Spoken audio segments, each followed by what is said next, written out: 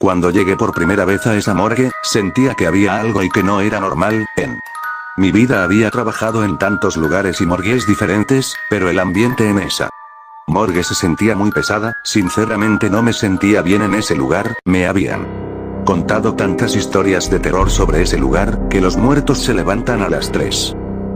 Que puedes toparte con una anciana que ronda por el pasillo, que escucharas como los muertos hablan entre ellos.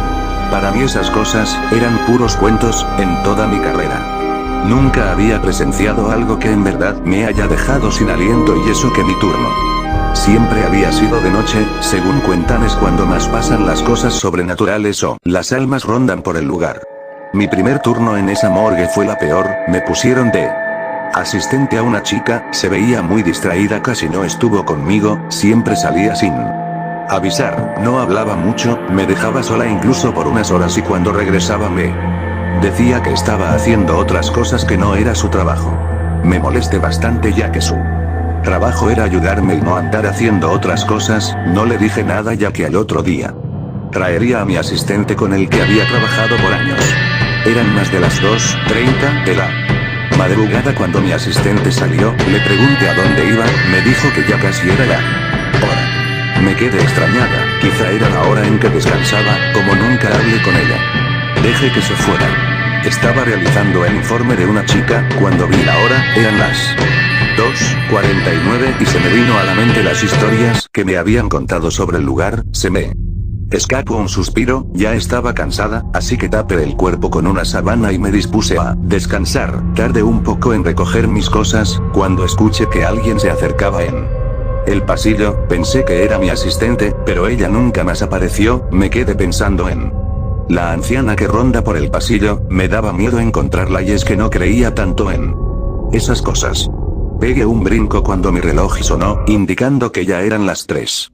Sin darle importancia decidí salir de ese lugar, estaba a punto de hacerlo cuando de repente se apagaron las luces, una sensación de terror se apoderó de todo mi cuerpo, empecé a escuchar voces, risas diabólicas por todos lados, encendí la linterna de mi teléfono y lo que vi me dejó helada, todos los cuerpos permanecían sentados sobre la mesa en el que estaban, casi me desmayaba, quise salir de ese lugar pero mi cuerpo no respondía, por unos segundos me quedé observando cómo los cuerpos hablaban entre ellos, después de eso ya no supe nada, ya que al día siguiente amanecí en una de las salas del hospital, nadie me preguntó qué había pasado, al parecer todos ya sabían de lo que vi, al rato llegó uno de los doctores, el más veterano del lugar, sin preguntar nada me dijo: sé lo que viste, ¿qué?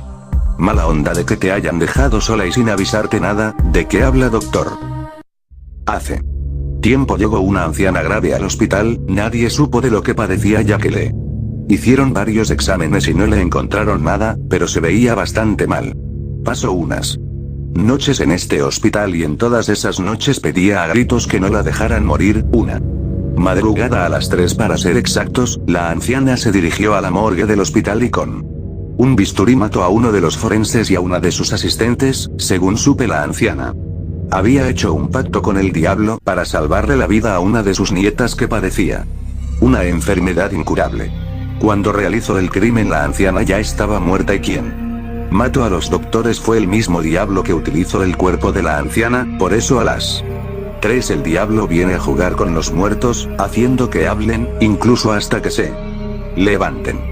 Me habían contado esas cosas pero yo no creía y la chica que me dejaron de asistente no me mencionó nada.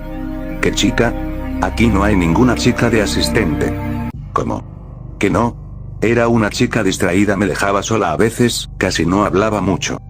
Niña, si yo fuera tú, ya no regresaría a esa morgue, la chica que dices seguramente es la misma que mató la anciana. No puede ser, si estuvo conmigo casi toda la noche. La morgue quedó embrujada desde ese día, ni la anciana, ni el doctor y su asistente han querido dejar este lugar. Dicho esto el doctor salió de la sala y yo me quedé pensado en qué hacer, si seguir trabajando o no en esa morgue, lo que vi me dejó traumada así que ya no quise volver más. En un hospital de mi ciudad, necesitan un médico forense, que tenga el valor de trabajar. Después de las 3 aún siguen esperando. ¿Conoces uno tú?